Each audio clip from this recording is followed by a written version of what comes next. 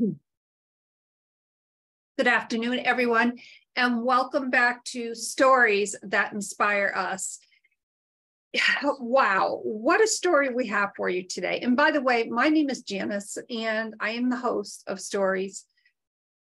Stories was started, as many know, I was inspired by my son's life-threatening accident. And again, I want to reiterate that he is doing just fine. And I'm so excited to have this conversation about overall wellness. And I am in the presence of a well-being specialist. I'm so excited to welcome to the Stories podcast, Julie Zaruba Foutaine. She is the founder, of Empower Impossible. And she does a lot of coaching courses, consulting services. She's also a well-being specialist at Essentia Health. So welcome, Julie. I am so excited to have you on the Stories That Inspire Us podcast today. Thank you, Janice, so much for having me. Oh, you're so welcome. You know, a lot of times when I go to do an introduction, there's so much that I want to say in the introduction. But I want to back it up a little bit because you do so many things, but you do it in such a way with passion, with heart, with soul. Tell us a little bit about your journey. Let's start with Essentia Health. Yeah, thanks, Janice. And I think the only way that I am able to do everything that I'm able to do is because I do truly enjoy it. And I do truly feel like it's what I'm called to do and part of my story. So I appreciate you calling witness to that. So I am at Essentia Health. That is my full-time role as a well-being specialist. And I started there in December of 2021. And so I haven't been there too long yet. But prior to that is really where the story begins of Empower Possible, which is my business and my role in well-being and as a well-being specialist. I spent a decade in higher education.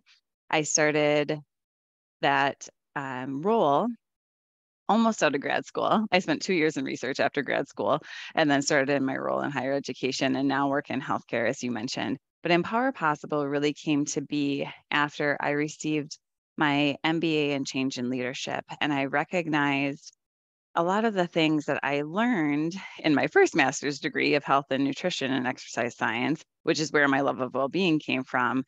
The principles of change in leadership, when applied to the principles of holistic wellness, could be very empowering, hence the name Empower Possible. And I noticed there was a gap in when my organization tried to initiate change initiatives, there was a gap and resistance often felt by those in the community. And for those of you that have been in organizations long enough, you know that there's a pattern. There's this pattern where the same initiatives happen over and over and over again. And if you spend the time long enough, you start to see that pattern develop. And I thought, what can I do to break that pattern? And so I initiated some things within the organization I was at, and then ended up applying and accepting a position in healthcare after I got burned out at the position I was at in higher education. And so my story begins in higher education and really has grown and developed as I have grown and developed through my own experiences in burnout and building that regenerative process, which I like to call is like resilience, except includes those principles of resilience of bouncing back, but bouncing back stronger.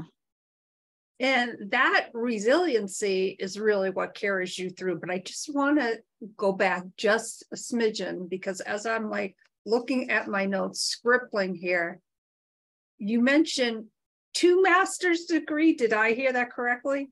I do. I have a deep love of learning, which shows up in how I live out that value of love of learning is by continuing my education. Yes. Yep. That is fascinating. So your first master's is in what, if you don't mind me asking? Absolutely. Is in health, nutrition, and exercise science.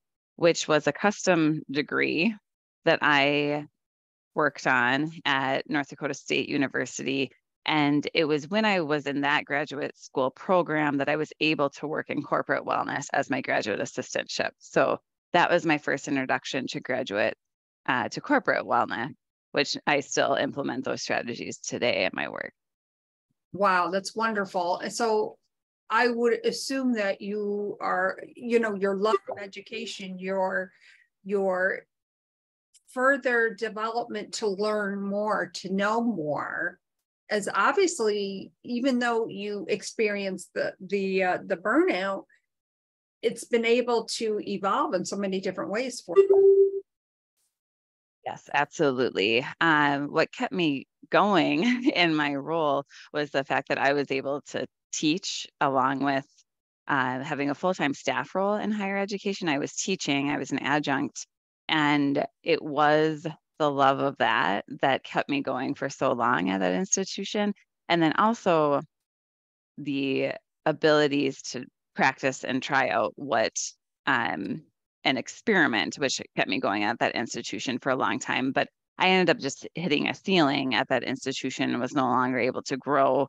And that's really when I started thinking about starting my own business. The business came to be in October of 2021. And then as soon as I started the business, that's when I got the call to start working at Essentia. And it took me a couple of months to get started at Essentia, but it happened simultaneously, which made for a pretty interesting life. I was just going to say, here you, as I mentioned, you suffered the burnout, you start your own business, and now you're with a company like that, on top of the learning process and doing everything else that you do, really is a tribute in such a very good way to your knowledge, your expertise in, developing these programs, for seeing that gap and then implementing different things to work through it. Yeah, absolutely. All of the programs that I develop for my business, all the coaching that I do, the consulting that I do, and the workshops that I lead, as well as the keynote presentations, it has that underlining thread, like you mentioned, Janice. It has that thread of well-being. Empower is an acronym, and everything that I do in every role that I am in, it has that underlining foundation of the Empower model, and then the 3 empowerments, which, like you said, was developed a combination of my education experience and then gap in the current services that a lot of consultants currently offer. I obviously find this topic so enlightening. Of course, being a podcast host, but I'm also a health coach, so I'm obviously very interested in the wellness field. What would you say, based on your master's degree, the health and the nutrition, the exercise science, what would you say is one of the most, and maybe I'm sure there's more, but one of the most important things that we could do as individuals to really partake in our own wellness? Yeah. My answer may come as a surprise, but bear with me. I'll explain it. One of the first things that I think you need to do, which is the first empowerment, is understand yourself. So in the Empower model, that's engaging with your true, authentic self. It's exploring meaning and purpose in your life. It's looking at the relationships that you have with yourself, how you treat yourself. Are you treating yourself with compassion and empathy? It's your role in your organization or your family system. And it's looking how you engage in your own well-being, how empathetic you are, and then your ability to engage in those well-being practices. Because if you don't understand yourself, you're not going to be able to set appropriate goals. You're not going to be able to understand why certain things work for you or certain things don't work for you. You won't be able to understand why certain relationships don't work for you. So it all starts with the self. And I love how you explain that. And that really excites me, because how we engage with ourselves, how we partake in our own well-being is really critical overall. For instance, I love to work out every day. I typically do 2 45-minute workouts. That sometimes doesn't always work out for me. And I was able to get in my power walk in between everything. But how do I say this in a very gentle way? Because I'm not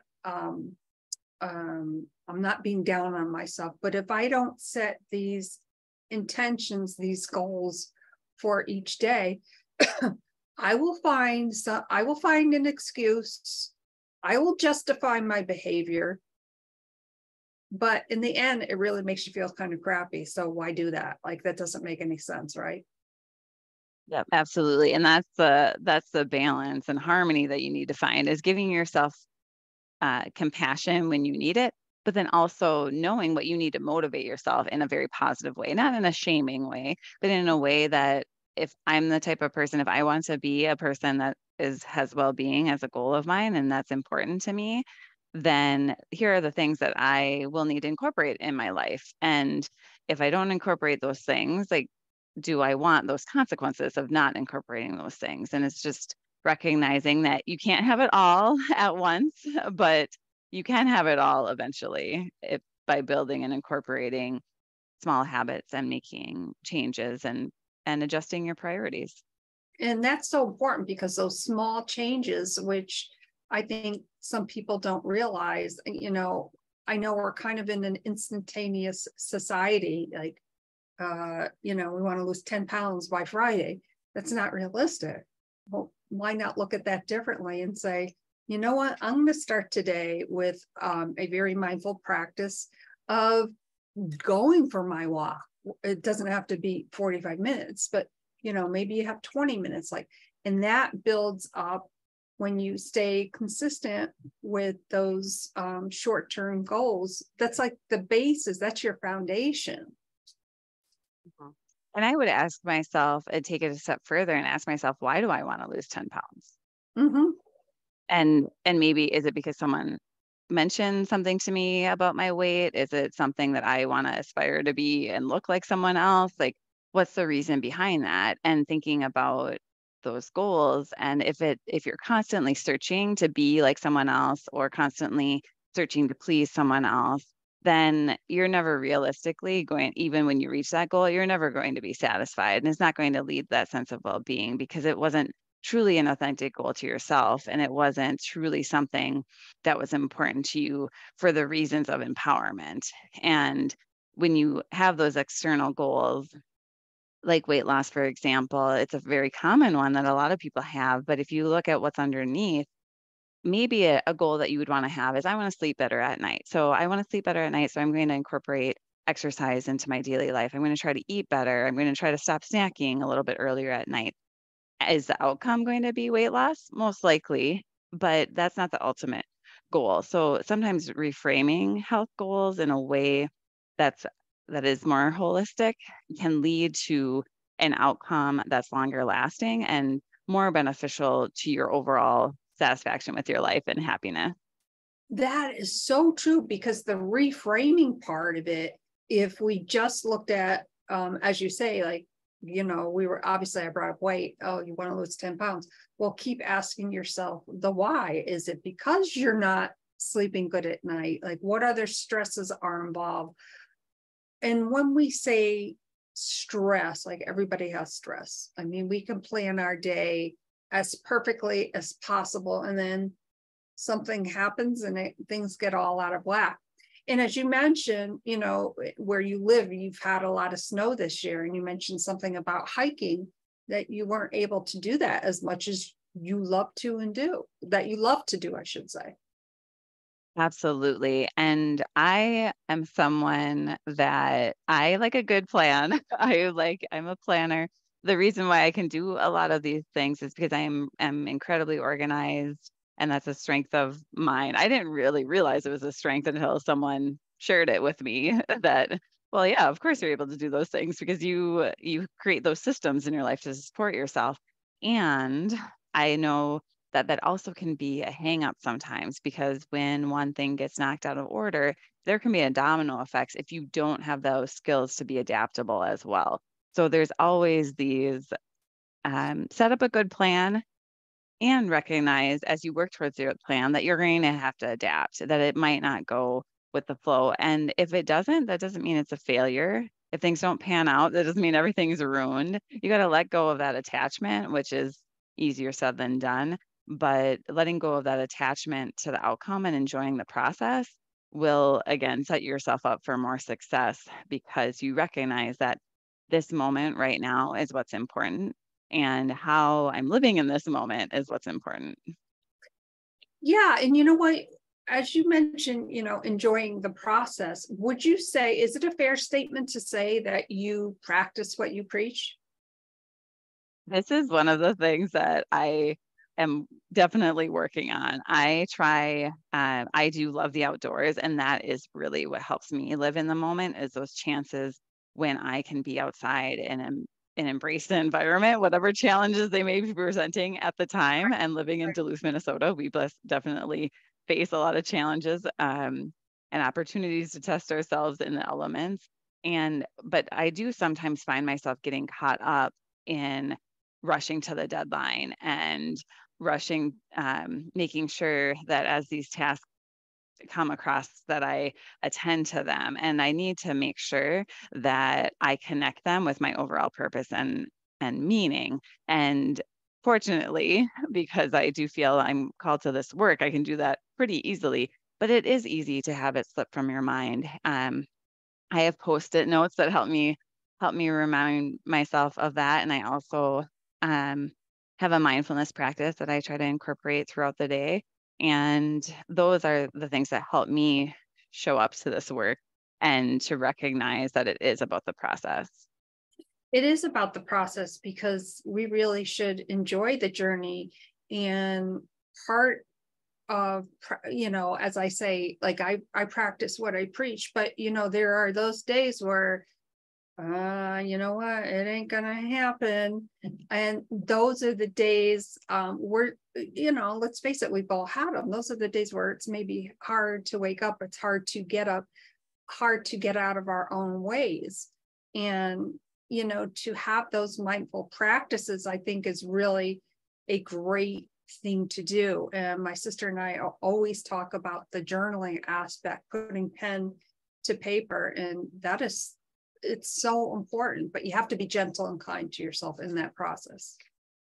Yeah, absolutely. And I would say, and I'm kind of stealing this from Gretchen Rubin, who says this a lot, is the perfect day to start a happiness project was 20 years ago. The next best day to start a happiness project is today. And I believe that with everything with well-being. Like it is wonderful to have that foundation already set, but if you haven't had that set, start it today. Turn your one day into day one. Let this be your day one for pick whatever dimension of well-being that you want.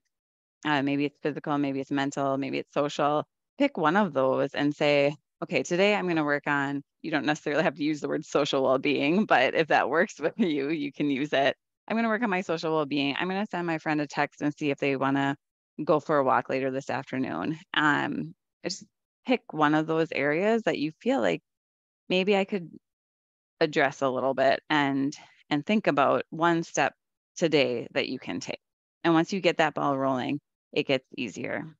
It certainly does. Now, I meant to ask you before, as we were talking about your two masters, what is your second master's degree? My second master's degree is change in leadership. So it's an MBA. Wow. And are you currently going for a third? I am not currently going through a third, but I have thought about pursuing a PhD.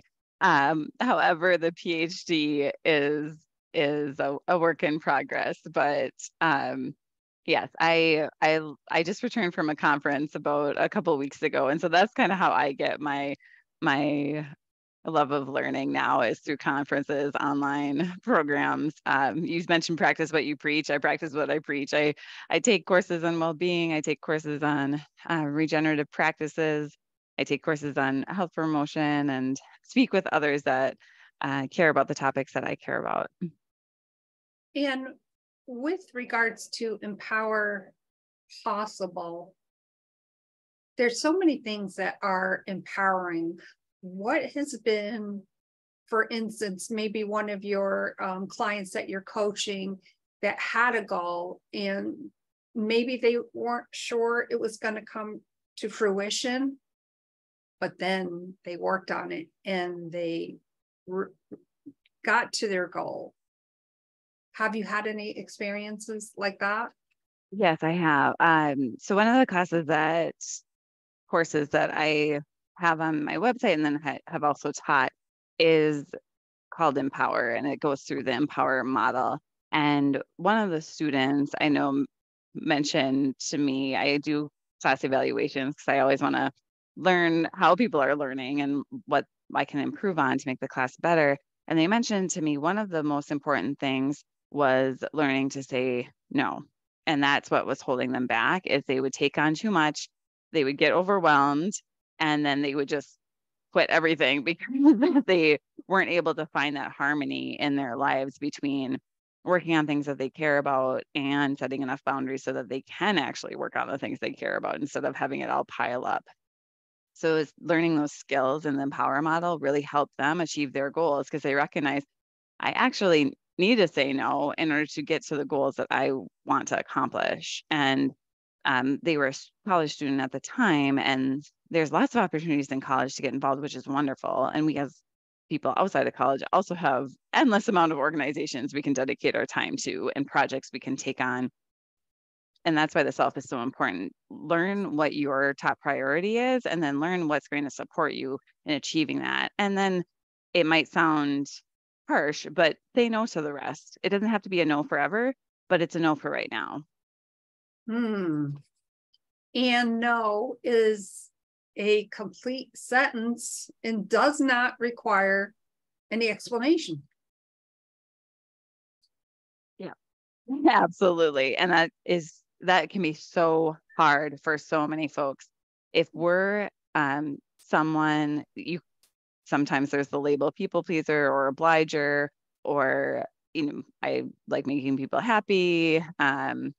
Any of people that have that in their nature, it can get confusing between what is considered, self-care, and then what I like to talk about is self-interest. So having good self-interest means honoring yourself and then honoring those around you. And so when you have built up your level of self-interest, you can say no as a complete sentence. And you know that no is honoring yourself and honoring the other person. Because if it's not in line with your own core values, that other person that cares for you won't want you to be doing that anyway, because they don't want you to suffer. So really building and understanding that self-interest is really important.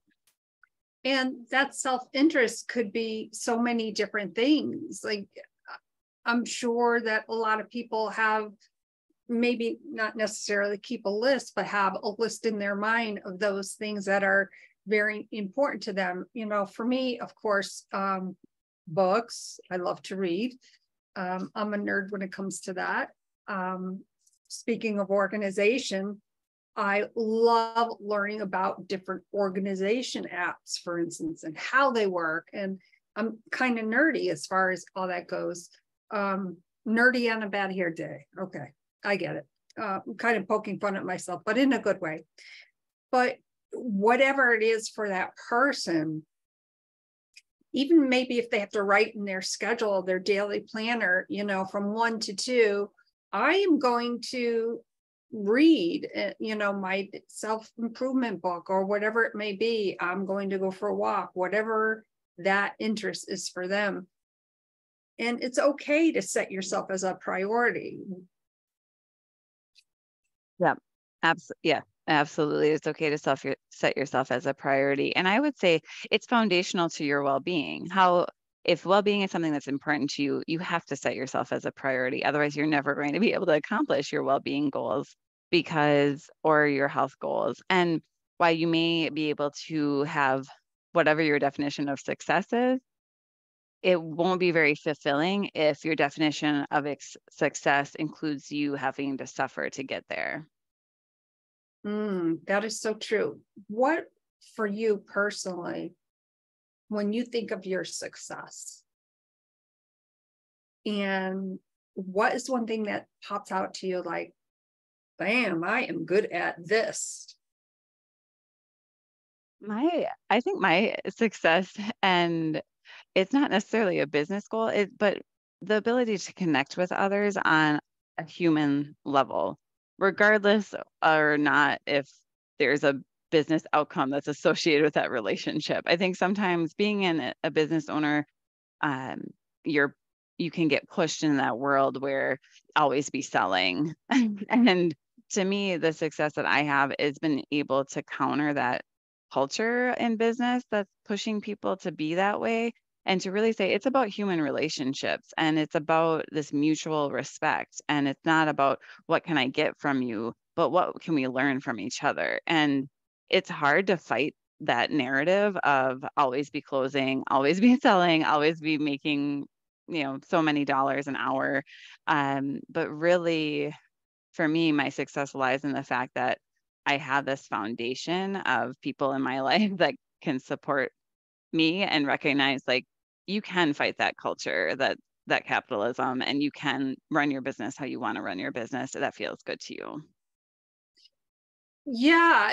And, obviously being an entrepreneur, there's many different facets that go into that. I've often shared on all of my podcasts. I host 3 podcasts. One I host with my sister, but entrepreneurship, for me, I've really been blessed, and for me, it's really important to engage, connect, and then collaborate. And then as I look at it as a byproduct, and to me, that's being, I guess what I'm trying to say in a roundabout way is organic. It's to me, it's not sleazy. It's organic for me. Yeah, absolutely. And I'm not shaming anyone that has different business models than my business model or than your business model. It's just that's not the business model that works for me, and that's not the business model that is true to who I am. So yes, like you said, if you have other methods that work for you, this isn't about shaming that. It's just this is what works for me and what my vision of success is. Well, thank you for sharing that. What is one thing you've perhaps learned from your clients or in your current position? What is one thing that you've learned that really sticks out to you? One thing in my current position that was really different from my last organization that took me a while to fully understand is you can be more than just your professional role. Like in my role with my full-time job, they see me as a whole person. They don't just see me as Julie, the well-being specialist that needs to show up 40 hours a week and do these tasks. And if you don't do these tasks, then you bring no value to the organization. They really recognize, like, yes, we understand you have things that you care about. You care about this organization, and you can care about other things in your life, and that you're more than just your role here. And that was something I struggled with at my last organization, as I felt I was just only defined as my title and what I could give to the organization. And that is what ultimately led to the burnout, is because I could never give enough. And at my current role, and why I've structured the business the way I've structured my business, is it's more than me being a founder of a business. It's more than me being a well-being specialist. There are other things to my identity that make me who I am. And if those things were to disappear tomorrow, I would still be able to contribute to society. I would still be able to be a whole person. Thank you for sharing that. Now, working full-time and working on your business, what have you, what has been one challenge that maybe has popped up, but you found a solution? Because you, to me, you are all solutions. Like you come up with a solution, you got it down. Yeah, I am, and it's a work in progress. I am solution oriented. You're absolutely right. But something that's really helped me is to not overschedule.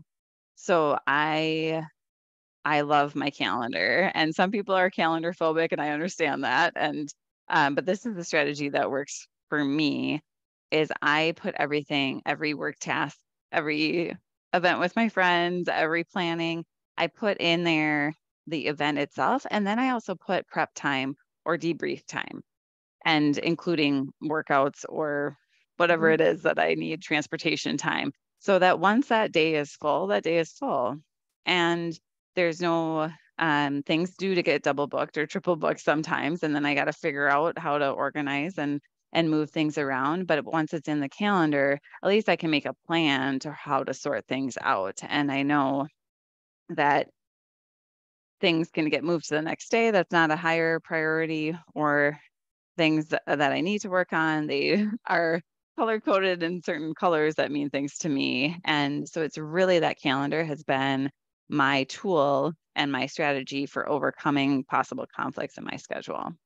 And that is perfect because, you know, we need to account for our time, which kind of goes back to the to why somebody may have an excuse. I don't have enough time.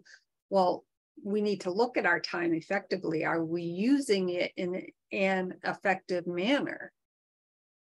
In an effective manner, and in a way that gives us light.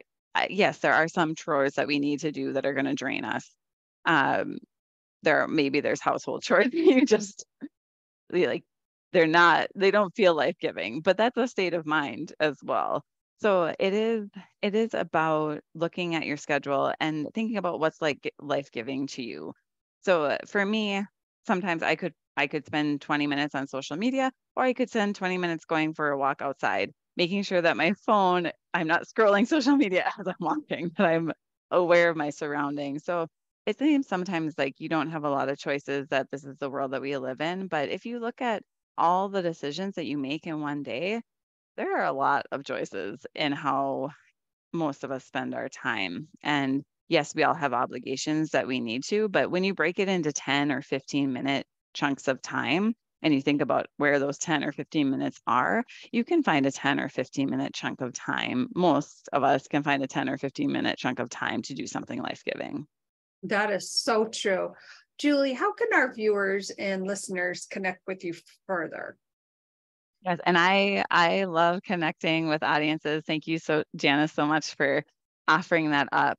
So my website is empowerpossible.com, and I'm also on socials at Empower Possible, and info@empowerpossible.com is my email. And lastly, LinkedIn, Julie Zaruba Fountaine. I think I'm the only one in the world. So type in Julie Zaruba Fountaine and you'll be able to find me. Oh, thank you so much for that information. And of course, I will make sure all that gets in the show notes. You know, today's conversation with you has been so enlightening, and excuse me, I love the fact that you are still learning and incorporating, because that's what makes us us. And what better way to do that than learn?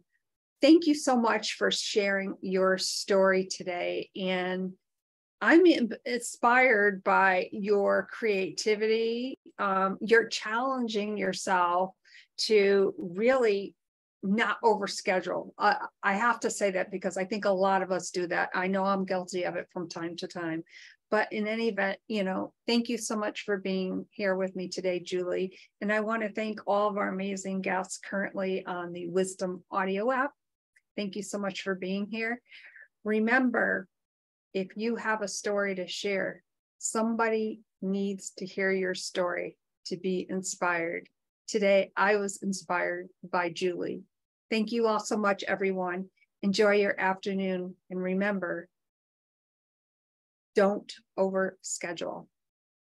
Bye for now, everyone. We'll see you again real soon.